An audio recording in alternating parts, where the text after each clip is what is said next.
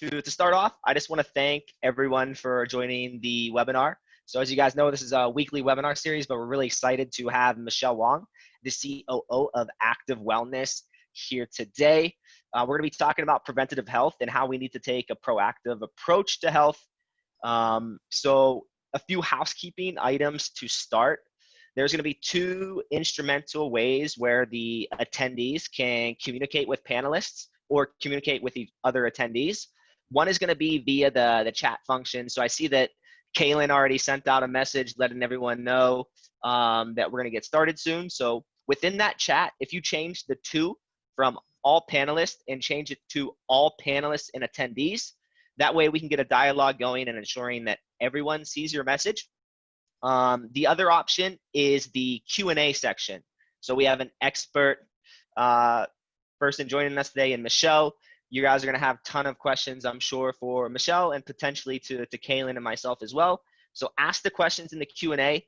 Kalen's going to be looking at those on a constant basis. If there's any questions that we think may be good in the moment, he'll bring them up into the dialogue that we'll be having with Michele. And if not, please still put them in there. We'll have time for a live Q&A at the end where we're able to bring up topics that may not be directly related to preventative health, but also you're trying to get expert opinion. So chat, Q&A, please interact. It's going to be very beneficial for everyone if we go ahead and do that. So first up, I just want to do some brief introductions. So if we could start just maybe from left to right. So Michele, you first with a brief introduction.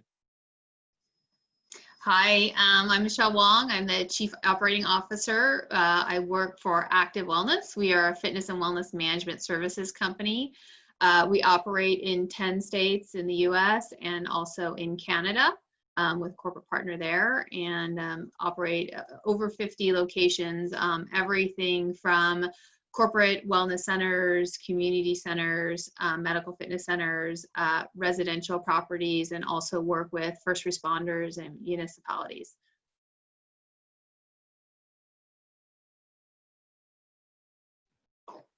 Perfect. Thanks, Michele. And hi, everybody. My name is Kalen Pino. I'm the head of US market here for Virtuagym. Today, what I'll be doing is, as Derek mentioned, monitoring the chats and questions. So don't be shy, everybody. Feel free to jump in. And if you have a question, we'll try to make sure to incorporate it at the right time within here. And if not, we'll definitely get to it at the end of the presentation. Awesome. Thank you, Michele and Kalen. So I'm Derek. I'm the Director of Corporate Wellness at Virtuagym. So given the topic, that's why essentially I'm leading the dialogue with Michele today. So I would work directly with our corporate fitness partners, but I would also work directly with our corporate partners who are running wellness programs.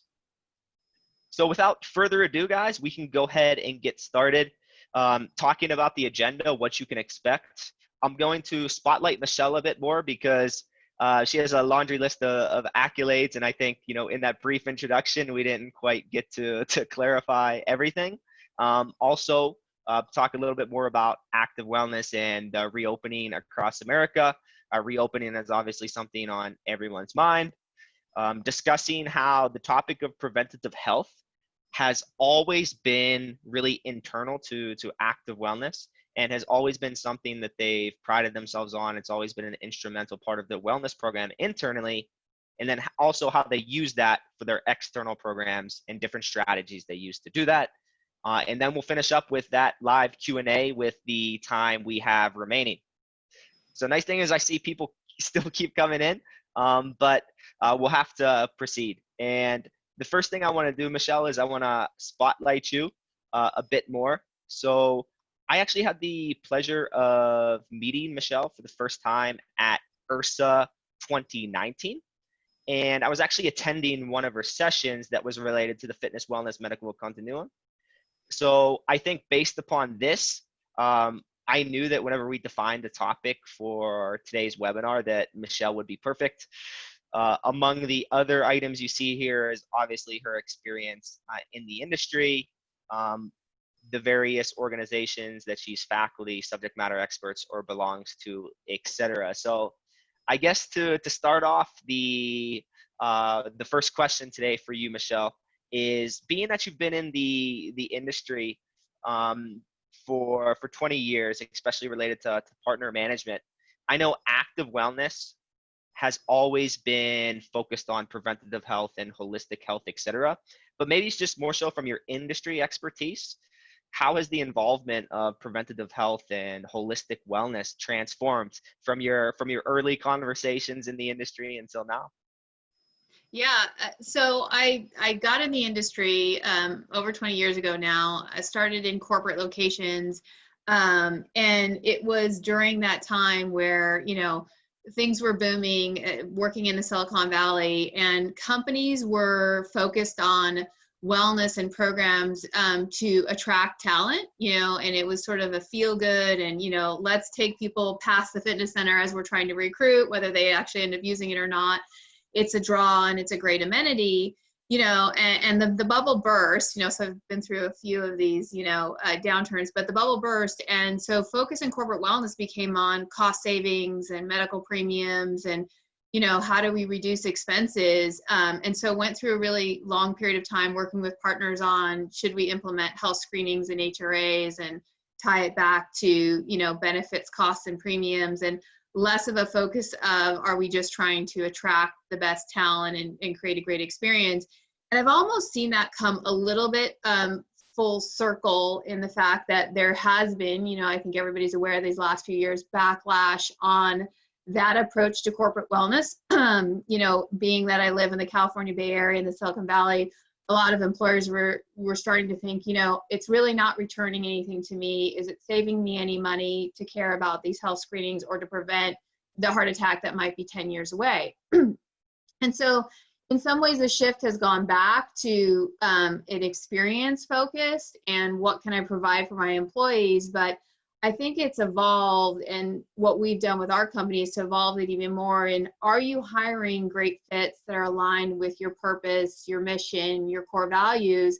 And if you start from that place, creating a great experience creates an employee who is motivated, performing, engaged when they come to work. And so I feel like I've been around long enough to say I've seen it kind of evolve and come back to in some way to where we started from. And so, you know, and now with this COVID, you know, what are the new challenges and how will wellness look? And, you know, keeping employees healthy is critical in preventing, you know, the spread. So, you know, what we're seeing is those folks who are engaged in physical activity and who are healthier are at less risk if they do catch this. So I think we're going to be key again in, you know, how do we sustain a healthy workforce? No, that's perfect. And I'm glad you were able to see that it starts to be much more proactive, right? Because it moved from not just the way that they were thinking about the programs externally, but also the fact that it starts at the hiring process. So I think that is super powerful and definitely one of the first major takeaways we'll get from this conversation today. As I said, I had the chance to listen to Michele at IHRSA last year. Unfortunately, 2020, IHRSA didn't happen, but Michele, I see that some of the slides we're going to be using were actually prepped from what you were prepared to speak about at IHRSA 2020. Is that correct? Yeah, that's correct. They asked me to speak on total wellness in the commercial setting and what that experience could look like. So I was ready to go, not to be, but you know, happy to share some of that today. Got you. Well, we're not all together in San Diego, but we'll still give you the opportunity to share those insights to the world. So to put it in a little bit of perspective, when Michelle's talking about the operations at Active Wellness, or when we're thinking about what ultimately is Michele handling at the moment. And one thing she had mentioned was obviously the different sites. So various different business models, corporate partners, residential, community, commercial, medical, definitely a robust portfolio, many different sites. Another huge key component that Michele, you keep bringing up is also the employees. So you're also managing that employee base that is spread all across the United States as well. You talk about the various different states, the USA and Canada. All this being said, Michele, I just really want to thank you again for your time here today, because as we're looking at the reopening of America, this is how we see facilities are being able to open. But if you actually look at the complexity of what Michele is dealing with at this moment, it looks a little bit more like this. So everywhere you see a star on this map is ultimately where Michele has to be super in depth on the regulation, also the different business models, because in each type of facility they're operating, they're delivering a slightly different experience. So I know you're swamped with time. Thank you for being here, Michele. And curious to know from your perspective, how are you managing to balancing these different business models, these different reopening plans, and across various markets? Yeah, it's been a huge undertaking, and I just have to give thanks to the amazing team that I work with. We've really started from identifying what can we standardize as a process for both the safety of our employees and our members. We have a very robust safety training program that's recognized as the gold standard by the ACSM, but in addition to that, we recognized we needed a communicable disease plan and prevention program. And so we quickly went to work on pulling that together with the support of the operations team and HR, and have had to implement that and looking at how does that change, or how does that get retooled a little bit based on state and county. And it's really county guidelines in each state. The counties are dictating what is required. Is a temperature check required? Is it not required? And so having a plan has been key, but being able to be fluid and operate a little bit in the gray space is necessary, and adjust. And so in order to do that really well, it just takes trust within the team and lots of communication. So we have about 1,000 employees across all of those states that you identified. And so, having most of our managers and our department heads, we've been around and we've been with each other 10 plus years in many cases, has helped us to be able to move quickly, get, everybody's thinking, boots on the ground on the local level, managing with our partners and communicating. And some of this has been also then we have a plan. Going back to the partners, do they agree with that plan? If it's a corporate multi-tenant site, what are they doing in other areas of their spaces and their buildings and their cafe, and how do our processes align with theirs? What we found is our partners have been really appreciative and leveraged what we've done even beyond just what's going on in their fitness centers, from our communicable disease program to our signage package, and how we're reinforcing everybody's responsibility and the member code of conduct and decals in spaces for spacing. I'm sure everybody's now experienced that. You go to your local market and it's stand here. So really having a program and then being able to be flexible and adapt, and then collaboration with our partners on how does it fit their unique model.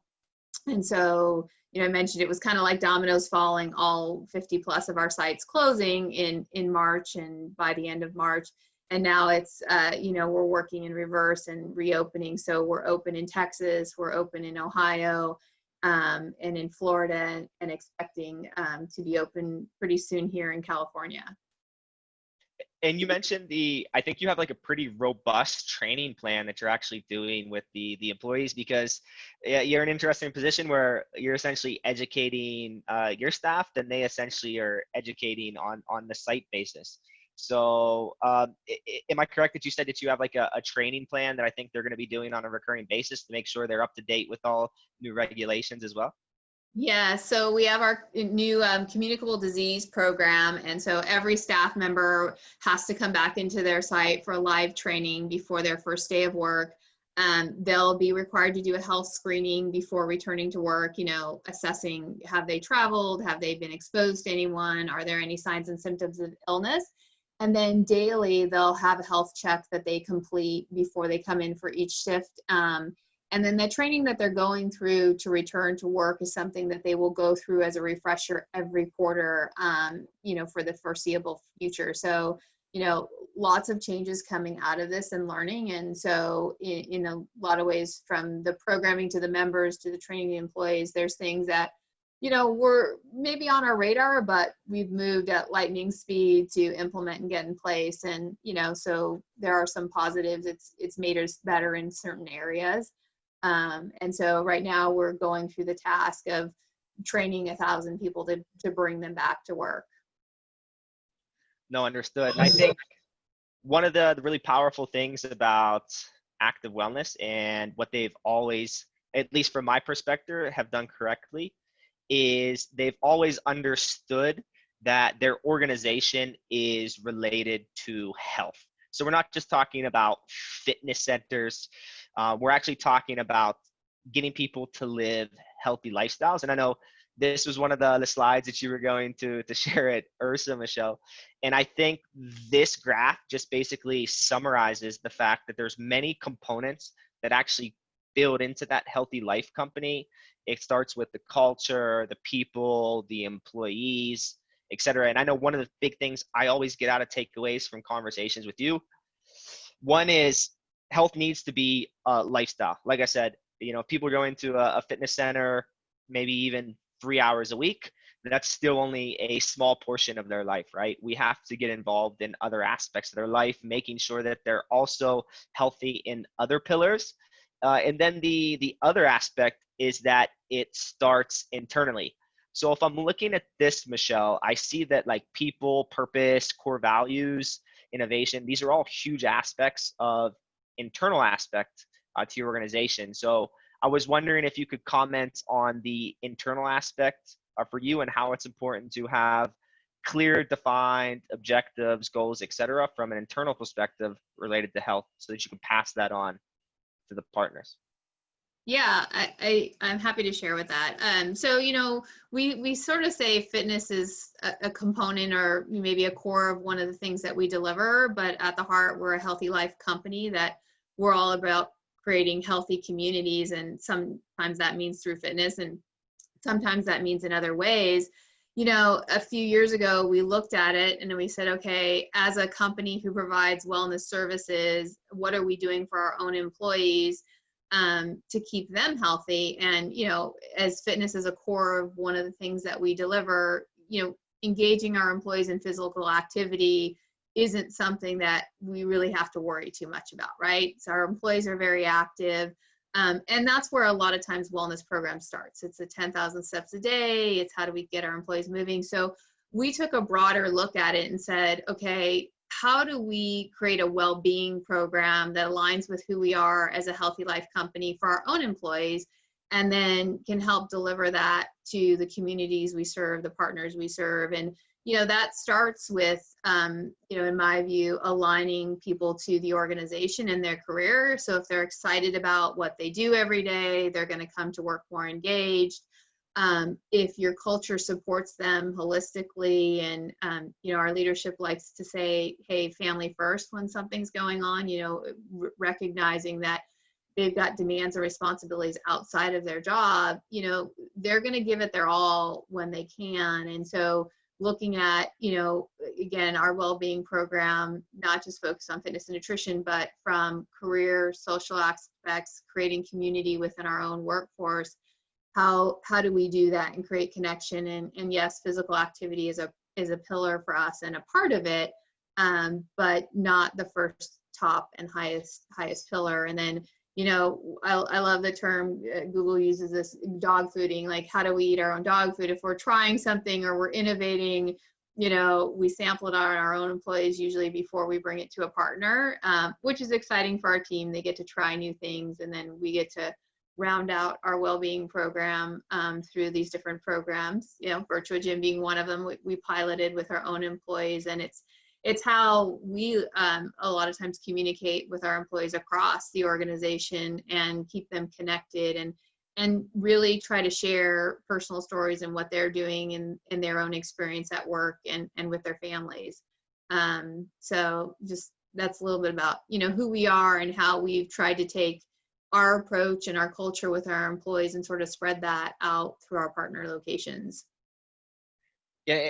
And from my perspective, that seems super powerful, because I can imagine whenever you're discussing with potentially new partners about working together, the power behind saying that not only are what we saying and what we're going to deliver to you is impactful, but it's so impactful. This is what we actually do internally with our employees. So I think that's a huge, powerful statement and kind of validation that also you guys already see the ROI in what you're doing, and you can show them the investment aspect and basically the overall improvement to intangible things too, like culture, etc. So really cool stuff. I think based upon that, it's actually one thing you had shared with me was the different pillars that the wellness aspect of the Live Actively wellness program. And I think a few things stand out for me. As you were saying, anytime you see an organization where they have these various pillars and they're discussing the various pillars of wellness, they generally start in the order that they consider them in importance. Not always the case, but definitely I would say true for many cases. And based on what you're saying, a few things I noted, and it's based upon what you say. One is the career aspect. So to start there, that's first on your list. And what I noticed back to one of the first things you had mentioned is that organizations are starting in the preventative health space, realize that it starts with recruiting talent. So can you maybe talk about the recruitment phase, and then also like your mentorship program and how important it is for you to make sure that employees are getting the opportunity to meet their career wellness objectives? Yeah, for us, our CEO likes to say, hire slow, fire fast, right? So take your time. So in some cases, we'll let a position sit empty until we find the right fit, because I think it's aligning somebody to who you are organizationally. We have a team that's been around together for a very long time, and that's not by accident, right? We like what we do, we enjoy the industry, and there's a sense of connection and family that goes along with that. And so, for us, it's how do you create something where somebody can see growth and opportunity? How do you develop employees either in their current role or for the next role available, and create those stories? So, when I look at when I go into an interview and I'm, looking at a prospective team member, they're interviewing me as much as I'm interviewing them. So what kind of experience is going to be created for them? And I think, having employees bring their best selves to work, every day, most days of the week, starts with, really that cultural fit and that purpose alignment in the purpose that you're bringing in. If, they're there to create healthy communities, then we're aligned.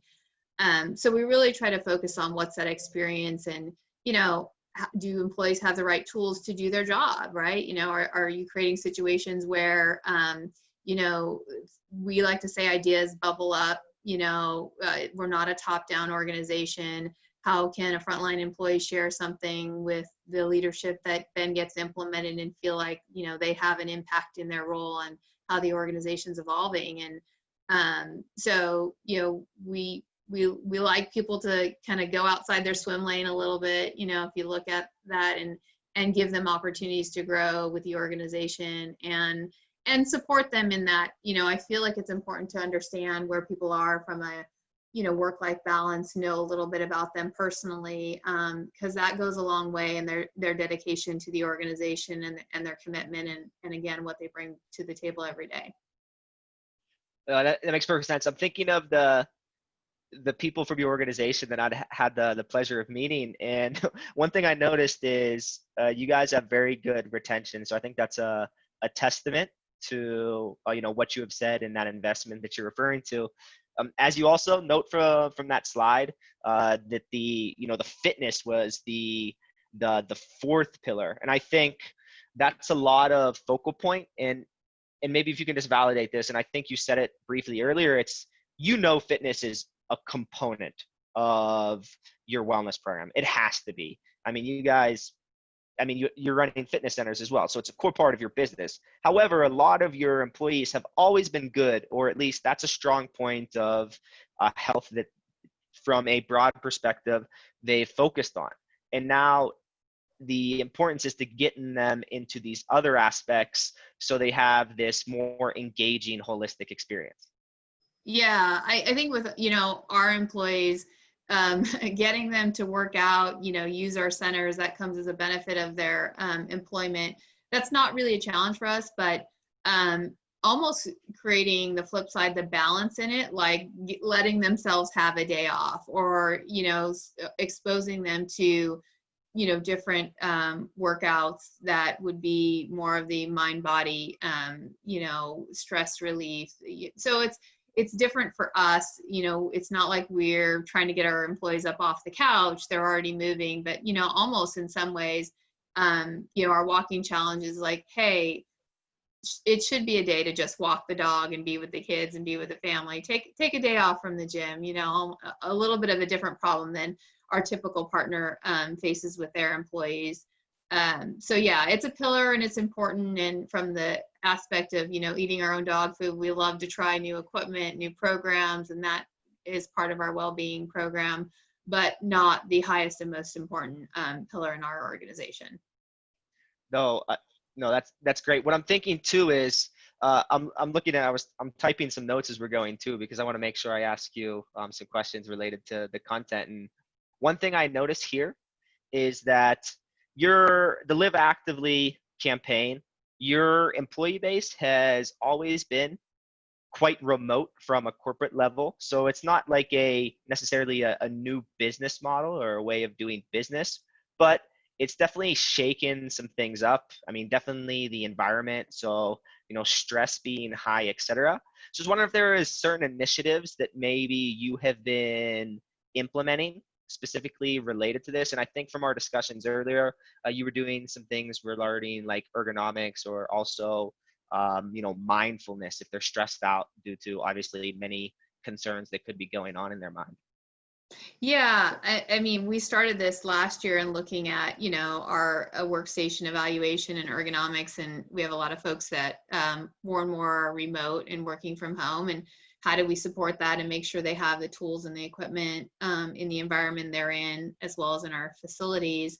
And then, balancing in schedules, trying to, manage. We've got folks on the West Coast, on the East Coast, in Canada, time zones, and flexibility is important. We have obviously a majority of our employees are hourly employees and aren't in positions from work from home. So it's balancing that with the employees that do have flexibility. And, in my role, I'm dealing with, typically a director level and above on a regular basis. And for that standpoint, it's really just having trust in your employees, knowing that, they're always going to make the decisions. They're going to support the organization. They're going to communicate with you if they need to do something or take care of their families. And so I think having that trust is really key. And it gives the employees the ability to know that, if I need to take an hour or two out in the middle of the day, because I've got to now be homeschool and teacher and, working with my kids, go do it. That's what you need to do, because I know you're not going to drop the ball. And if you need help, you're going to let somebody else know and you're going to pass the ball. So I think that experience again is, how do you allow employees to self-manage and make those choices every day? And, again, it's different with hourly staff versus salaried staff. And even our hourly teams and our instructors who are at home and streaming virtually, we had to look at what equipment do they need for the best experience for them to, stream their classes, video for the members, identifying with our technology team quickly, what that needed to look like, what do we need to put in place in terms of helping them with resources and reimbursement for internet and things like that. So things we've always looked at, but had to look at it, multiple layers down, and creating, some procedures and recommendations around that. Absolutely. And that's completely on topic with preventative health, because, when I'm thinking about it, the downstream implications as well. I think that comes into a lot of the play of it. Obviously, you want to build this culture, and it's amazing that you guys have been able to do it, that, if they're stressed out, if they need to take the afternoon off, they're able to approach you. They're comfortable to bring that up. You've built the culture. That's easier said than done, but I think that's an attestation to how it's been part of your culture for years, because as you know, if if someone doesn't feel comfortable to bring something like that up, okay, maybe after that first time, there won't be any impact. But if that continues, it could build up some kind of chronic stress that could significantly impact not just their job, but their personal life as well. So I think all in all, I want people to get the takeaway from that is being proactive and realizing that even small initiatives that don't take capital or don't take any kind of huge thought into implementing can take significant strides towards getting them to that. And I would also say the last thing I find really interesting here, Michele, is you also realize we're surrounded by our coworkers. We have basically a culture that we build with our coworkers.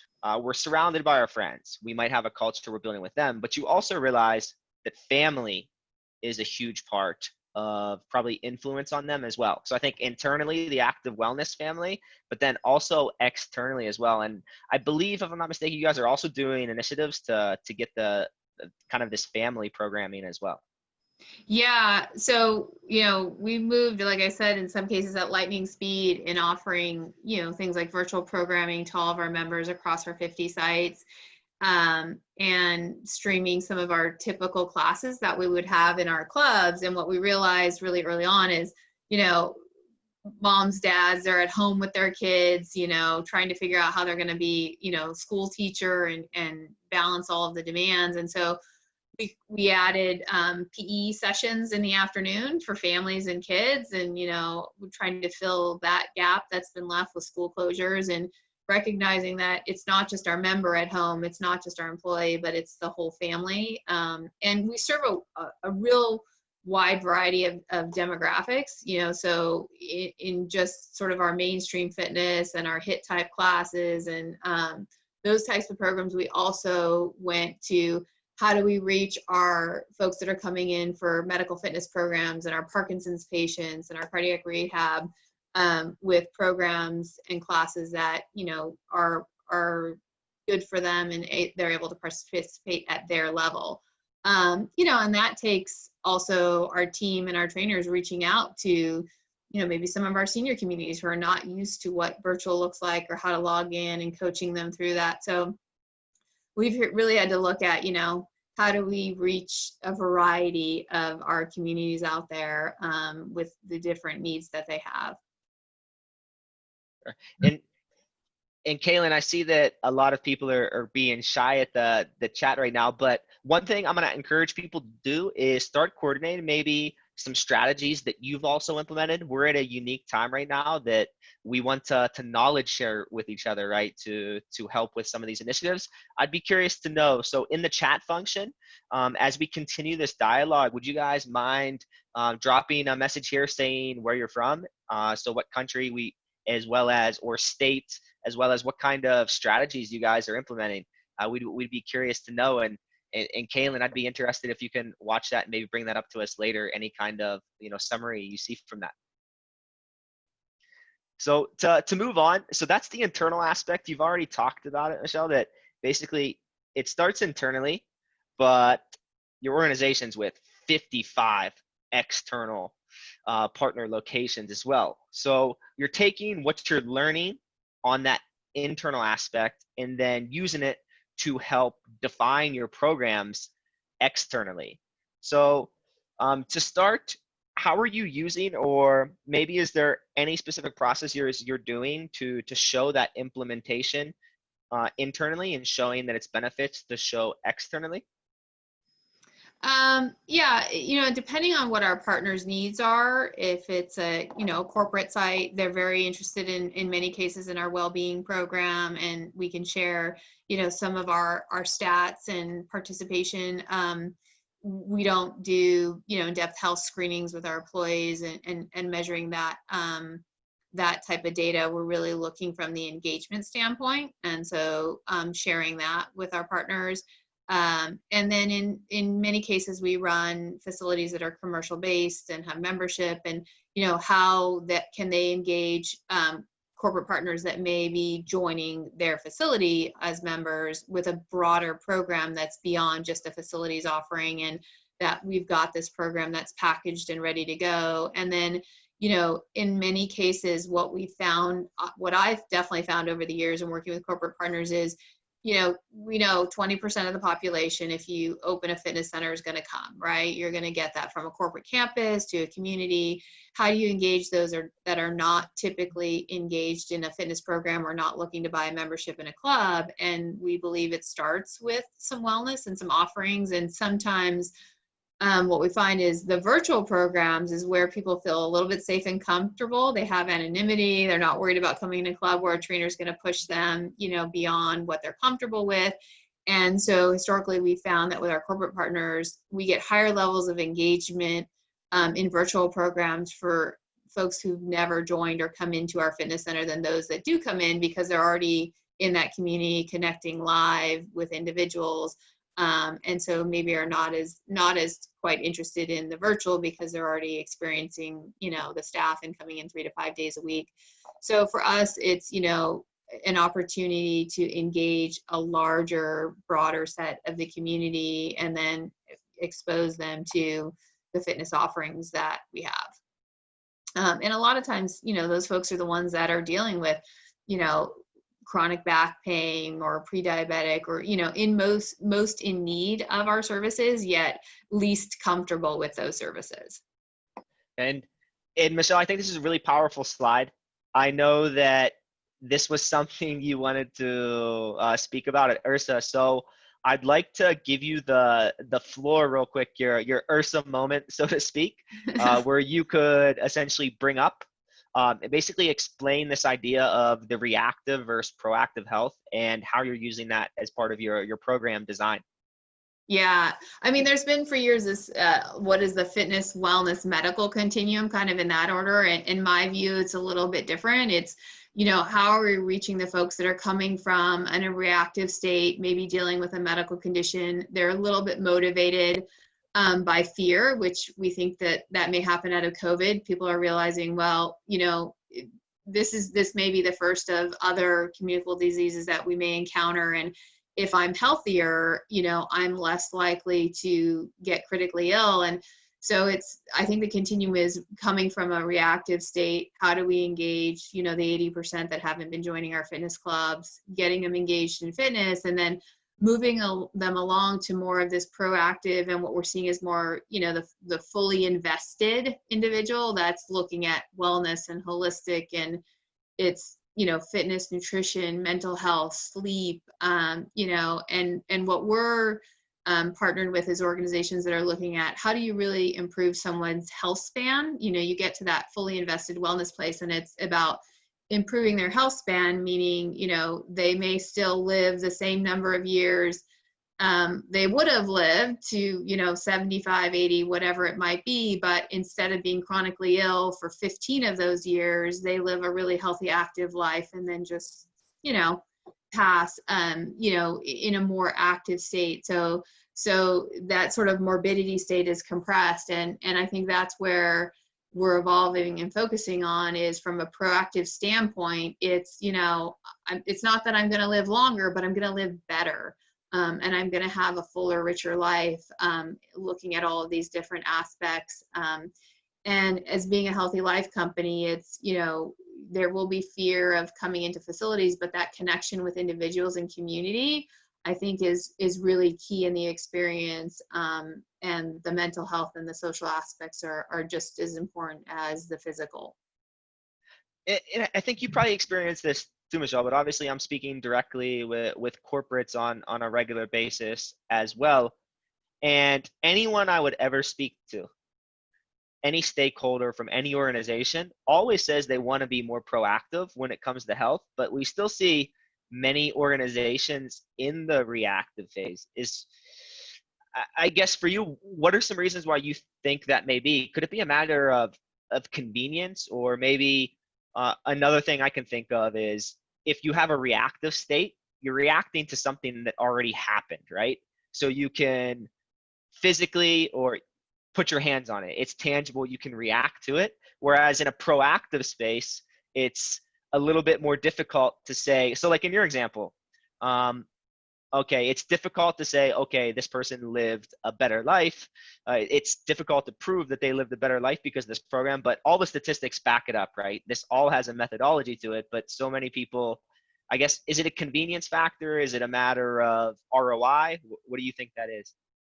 Well, so wellness has evolved and almost come full circle, what I've seen is the reactive state was a lot of organizations reacting to healthcare costs and feeling like if my employees were healthier physically, they'd be more engaged versus, I have an employee that's engaged in the organization because I've created a culture and I've hired the right fit. So I think we've been reactive in that way. And then part of being proactive, and where a lot of organizations I think have gone wrong, is telling employees what should be important to them. So, and we made these mistakes years ago. We create a wellness calendar and say, a certain month we're focused on physical activity, or we're focused on nutrition, or this is the program you should be in, versus having a variety of options that's accessible to employees when they're ready, and that's something that's important to them in their life. So I think as an employer, being proactive is creating resources and let your employees pick and choose and adopt in what's ready and what they're interested in, what fits their need. Because a lot of organizations focus on physical activity, but maybe that's not the issue why the employee's engaged. Maybe it's sleep and work-life balance, and they can't even get to physical activity because, we're all tired and we're lacking sleep. Yeah, and I think that's a perfect segue to Michele, because what you're talking about is having specific, each clientele you'd be working with, each program you would design, each one of them, while they have core principles that are same, each program is essentially different and unique, built specifically for the partner, et cetera. And I know when it comes to preventative health, I see that you guys are doing this, which I thought was extremely powerful, related to prevention and care extension. So basically making it part of the program. So I'd be curious to know, how do these factor into building a custom program? And then are there any pillars of wellness or chronic diseases maybe at the moment that active wellness is really trying to fight against in the corporate space? Well, in terms of the corporate space, obviously inactivity is a big challenge. Stress management is huge. I mean, that's probably the last 5-6 years. Employers have been focused more and more on mindfulness and stress management, and just mental health. From a prevention and management of chronic disease, we are also focused on being a safe space for individuals who are dealing with specific conditions, who, again, maybe are not somebody who would traditionally join a fitness center, but creating environments where they can be with individuals that are dealing with the same things, understand what they're going through, and be with trainers and health coaches who, are going to support them in a way that's safe and comfortable and, really supportive to their needs. So we're working a lot with physicians where we can say, hey, I exercise, right? The ACSM concept, exercise is medicine. We can be part of healthcare. And we are an option for your patients, beyond just medication, and we can bring them into a community that will really support them, as they hopefully, work through conditions and continue a healthy lifestyle. So it's more of a journey than just a, quick solution. And we look at, building and extending our community. Yeah, so I was looking, we have a nice question from Edmund, but I think we'll bring this up a little bit later. I definitely want to get to that. But on that front, when you're talking about the prevention and care, it's really interesting. And we're talking about preventative health. It's a long-term game, right? So taking strides to get to that ultimate result. And this comes back from our conversation last year as well, Michele, this slide. And basically you were talking about taking it from a short-term program to really this lifestyle program. So bringing in that preventative aspect. bringing in some of these trends in corporate wellness, such as mindfulness, etc.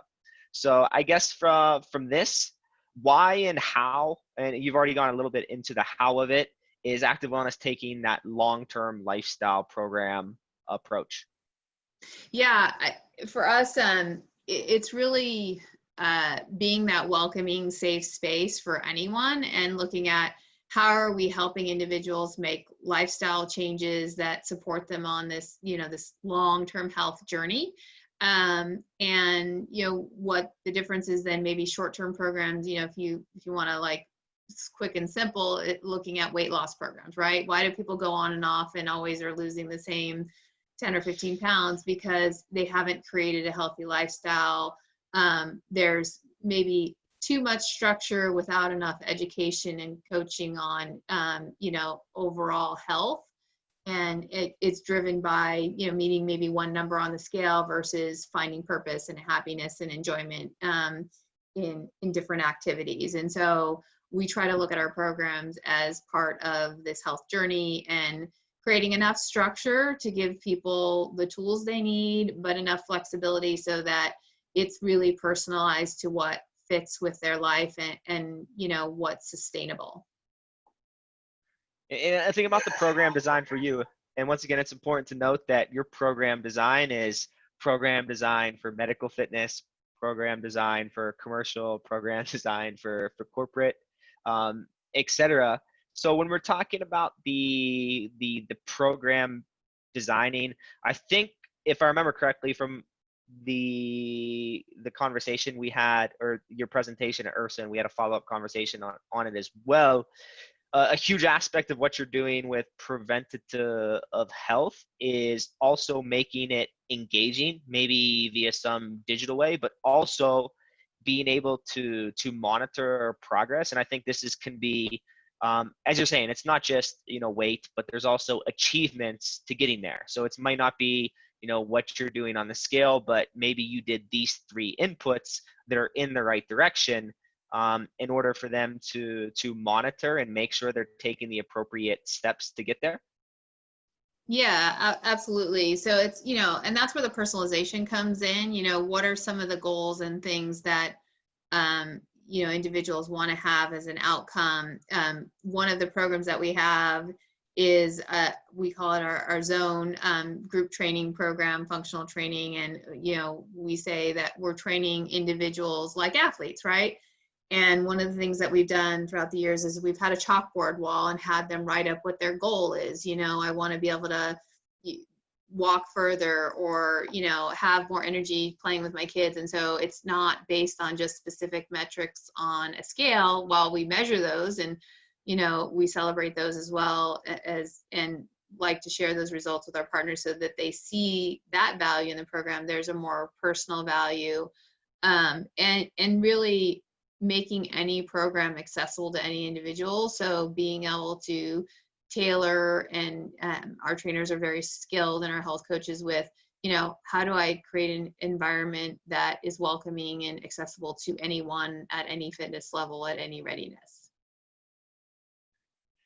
Yeah, and I think that's super powerful. So I think that in summary, it's all about, and the last few concepts together, we really want to create a lifestyle program.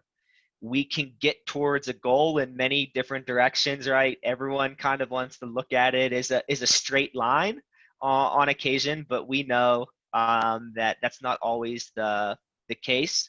So I really like the fact that you guys are doing those various initiatives and implementing kind of these other strategies, as opposed to the straight line method, as so many people fall into. Yeah. And I guess just in last 2 slides before we open it up to Michele, and I really want to address the admin question in the Q&A. Just to finish up quickly, so when we're talking about preventative health, it's a problem in the US. And what are we trying to prevent? Just at a high level, we are trying to prevent those 6 in 10 Americans who live with at least one chronic disease. We want to limit that number. So if you walk down the street, 6 out of 10 are going to have at least one chronic disease. These obviously have huge impacts on healthcare costs, which are certainly important to corporations, but we can't justify enough that also quality of life as well, that Michele has mentioned so much as well. Living not just the same amount of time, but living better as well. So this is what we mean. So when we're talking about diabetes, heart disease, specific initiatives that I saw that Active Wellness, when she was showing we had the slide up, she was talking about the diabetes prevention program, the different cardiovascular initiatives they were doing as well. These are key, and we may not see these for a couple of years down the road, but I hope and pray that in a couple of years, when someone else does a similar webinar to this, Michele, we're going to see that hopefully it's just 5 in 10 Americans, and we all work together as well to get this down to a lower number. Yes, I'm hopeful as well. And from a Virtuagym perspective, just so you guys know, we did implement something recently called habits. So I think this goes back to what Michele was saying, is taking steps in the right direction. So outside of progress metrics, make sure you're doing steps or activities to move yourself in the right direction. So we develop habits in the system, and what this essentially is you're setting health, wellness goals, any pillar, whether it's fitness, it could be related to mindfulness, etc. And what we're doing is we're developing this product, and the idea is to push people towards the direction of where they want to get.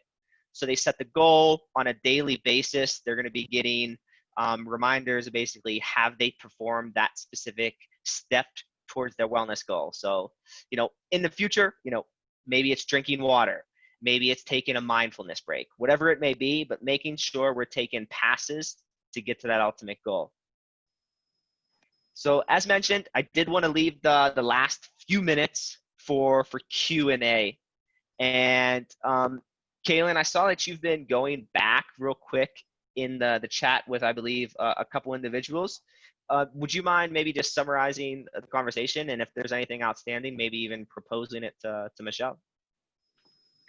Yeah, definitely. I think one conversation that came up was from Champ Bab, and Champ mentioned that the companies that he's working with and facilitating their wellness programs are slow in making the transition back to the workplace. And so with that, I also confirmed from our company as well, we're making a slow transition back as well, and doing that so that this way we can earn more on the side of safety and the comfort of our employees before going back to the office. Hence, we're both, Derek and I are both taking this meeting from home.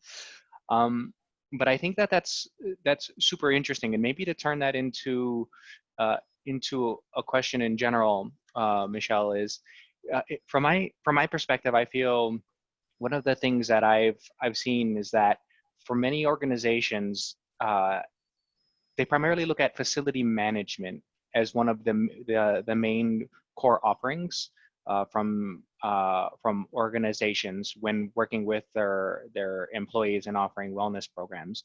But I find it really interesting that during this time of COVID-19, that's gone. There's an inverse relationship between facility management almost completely goes away if the facilities are closed, yet the employee need in order to engage with their wellness goes way, way higher. And so I think this provides a big gap and an opportunity for organizations in order to be able to maybe either pivot some of their services so that this way they're able to engage with their employees during this time and the clients that they support. So the question there is, for others maybe who are in this experience, in this point as well, what are maybe some ways that they're able to go ahead and engage with their clients or employees at home in a way that can make them feel supported with wellness overall? And another question with this is maybe how have you seen the customer needs changing during this time as well? Yeah. So for us, we've always felt like if we come into a situation where maybe we're running our corporate partners fitness center and there's 2,000 employees on campus, our real audience might be the 10,000 employees across the country, right? So how do we bring the best of what we do virtually? And so for active, you can see a lot of that if you went to our website and you went to our at-home resources page. A lot of those different offerings are out there and available to kind of view what we've done, but it's bringing the programs in virtually, everything from streaming our group fitness classes, the PE for the kids.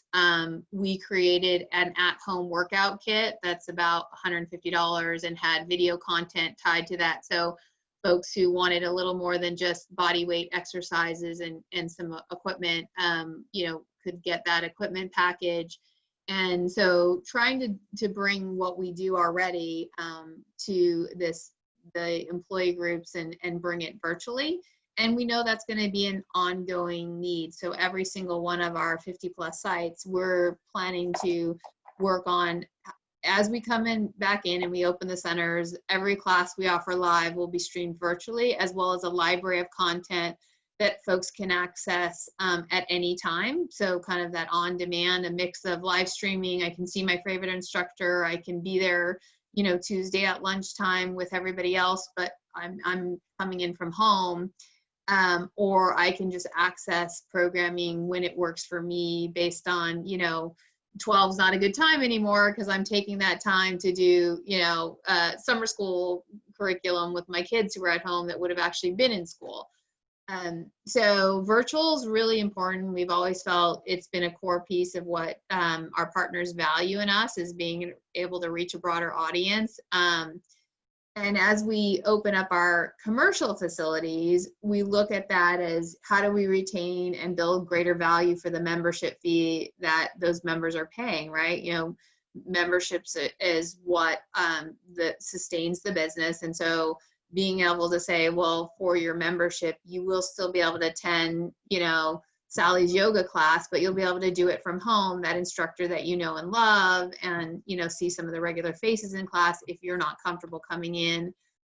With the community centers we work with, it's arts and cultural education and enrichment, having those things available online for the members and that being a part of their membership, down to, we know our seniors, a lot of times they come to the centers just to drink coffee and play cards and connect with each other. And so I don't see a lot of the seniors, as apt to log in and do a virtual fitness class, but they would for a social hour, right? Or connecting with friends if they're not, again, comfortable with what that risk means for them if they're in a high risk category. So really expanding and creating that social connection through the virtual aspects. I think of my dad a lot in this. He's 70 years old, retired, and he started walking and he's active and he's getting really fit. There's no way he'd do a virtual exercise class, but he connects with his friends on Zoom a couple times a week.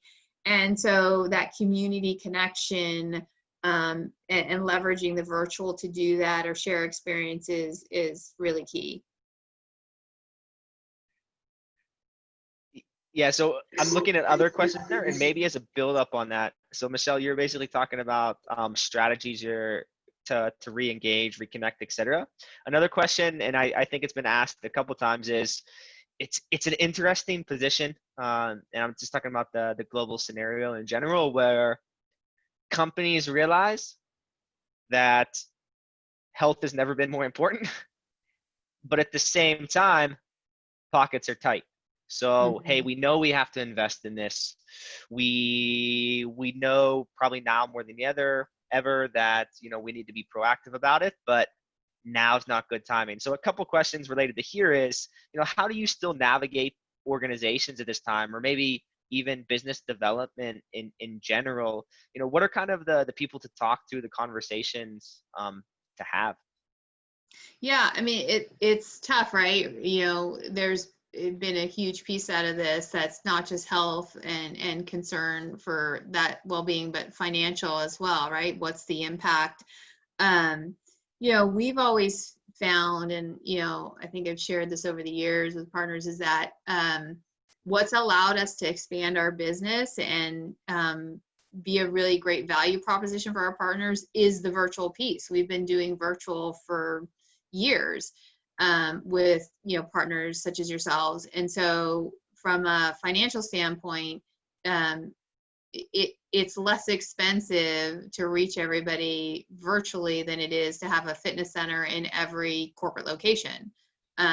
So what we found is our partners have focused on where they've got, sort of a headquarters or a site with a large contingency of their population. They may have an on-site fitness center, but we do more than fitness, and bringing those same fitness programs to their employees virtually has always been a focus for us, and always how we've been able to create sort of that economy of scale for our partners. And I think it's going to be more important than ever. And then, companies coming back to, wellness being career satisfaction and work-life balance, and knowing, what's important to your employees personally as well as professionally. I mean, that doesn't take a lot of money. It just takes a mindset shift and a cultural shift. Yeah, another interesting question that came through from Edmund and Champ is kind of echoing something similar. Is it looks like they're getting at the marketing, promotion, and maybe business development pieces at the moment. How have you been and your team been approaching the business development opportunities during this time? Yeah, well, we turned off a lot of, like, not that we do a lot of automated emails, but we don't want to be that annoying salesperson that, you're going to be like, unsubscribe me, I never want to hear from you. So what we've tried to do is with our partners and folks out there that, are leads in the industry, is sharing information that can help them and just being a resource. Not really focusing on, trying to sell anything at this point. We've created a reopening playbook of what we're doing to keep our members and our employees safe and programming. And we've shared that out there in the industry. The Medical Fitness Association has posted it as a resource. So we're trying to be helpful. We're trying to be support communities, and we recognize that, there's a time and there's a place to, focus on sales and your business development strategy. But, calls and emails and inundating people isn't the right time. So what we've done is we've taken our effort more internal and looking at how will our business look different? What types of models can we align with healthcare? And we're doing more internal strategy and organization and, product development versus pushing product out there and programs and services that we're trying to sell. So we're trying to be very respectful of everybody's, need and time, and inundating with, sales emails. Mm-hmm. Well, now you're too busy with reopening, Michele. Yes, we're very excited, but also it's going to be a challenging time. Yeah, and as part of that information that you're sending out, then is that kind of where the I forget what you referenced It's our reopening earlier, playbook. the reopening playbook, and does that also include the piece in there as far as the communicable disease plan as well? No, that's a whole, it has highlights from it, but that's a whole separate internal manual and process and lots of reporting procedures. And we're happy to share some of that, but more on an individual, partner basis, or if an organization would like help with that, we're definitely willing to, talk to folks about what that looks like. But we can share our reopening playbook, which is the highlights. Very nice. Yeah, I know when you were discussing that piece, one of the things that I was wondering is, how are our organizations who are on the call today going? Do they have a plan in place where if a staff member or a member of the gym or employee becomes exposed to COVID-19, what is going to be their communication strategy to members and staff? How should they be addressing it? Making sure that they're promoting safety, but also I'm sure that they also don't want to spread fear as well through the organization as well. Yeah, this is a conversation that our leadership was having yesterday, and we're going to have to address it case by case for members and our employees. We have certain protocols in place in terms of reporting and you know, if somebody's exposed, quarantine time and that 14-day waiting period. But we also want to be mindful of people's confidentiality. And so if there's exposure and interaction, how do we notify people and make sure that we give them the information that's important for their health, and if they need to get tested, but also respect privacy of other individuals, and not spread fear, right? So there's procedures, and then there's everything's a little bit of a case by case. And we've already had a few situations as we're reopening sites that we've had to deal with, you know, employee whose wife is a nurse and, you know, she's been quarantined because she may have an exposure, and then how do you address that employee? And so there's so many different types of scenarios, and we're not just, you know, in a situation where you go to work and you just have to worry about your coworkers and what's their exposure. It's the members that are coming in and out of the center, and what does that look like if we get a report that a member is tested positive, and when's the last time they were in our center, and what does that mean for potential closure of the center or additional deep cleanings based on the time frame that they were identified and they were last in. So we expect to be dealing with a variety of different scenarios and have some general guidelines that we're working with on how we're going to navigate it, but we'll have to assess every single situation as it arises. And I think, Michele, one kind of last thing. I see that there's already get some interest. If someone would want to reach out to you, what would be the best method? Would it be LinkedIn? Yeah, if you guys want to provide my email contact, I'm happy to connect with anybody on the call. Kalen, would you mind just dropping it in the Zoom chat there, Kalen? And then I guess just to finish, I do want to thank you again, Michele, so much for joining. I can tell you that normally these webinars, kind of once it gets to the end of the scheduled time, people start dropping off. So the fact that we still have a big percentage of the people who stayed on past the hour is a testament to that they were able to resonate and really valued the content you were sharing. So you're busy with reopening. I don't want to keep you much longer, but I do want to make sure you know that we're very thankful to have you on the webinar today. Yeah, happy to share and happy to connect with anybody offline who has any further questions or needs. Excellent. Well, thank you guys. This concludes the webinar, and Kalen will be leading the webinar again next week. We look forward to seeing you again then.